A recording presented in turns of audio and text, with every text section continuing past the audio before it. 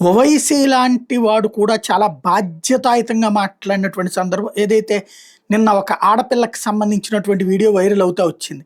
ఏది మేము మా దగ్గర అణుబాంబులు ఉన్నాయంటూ పాకిస్తాన్‌కి సంబంధించిన మంత్రి మాట్లాడితే, ముందు తినటానికి తిండి లేదు, ఉండటానికి దిక్కు లేదు, నీ దేశంలో ఉన్నటువంటి వాళ్ళకి అన్నం పెట్టలేవు, కానీ బాంబులున్నాయా అంటూ ఒక ఆడపిల్ల మాట బాగా వైరల్ అవుతూ వచ్చింది.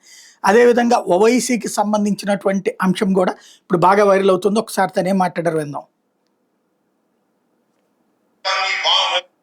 ये बार बार पाकिस्तान ये कहता है कि हम न्यूक्लियर बॉम्ब हमारे पास है, एटॉमिक बॉम्ब है।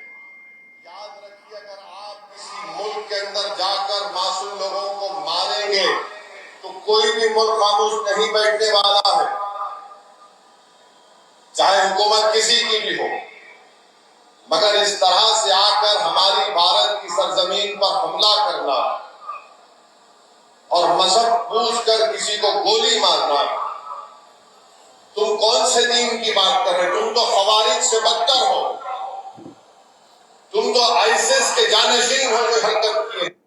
ये बार बार అది ఎక్కడైతే ఎవరైతే చేస్తున్నారో వాళ్ళకి తగినటువంటి బుద్ధి చెప్తారన్నటువంటి పాయింట్ని చెప్పుకొచ్చారు ఓవైసీ.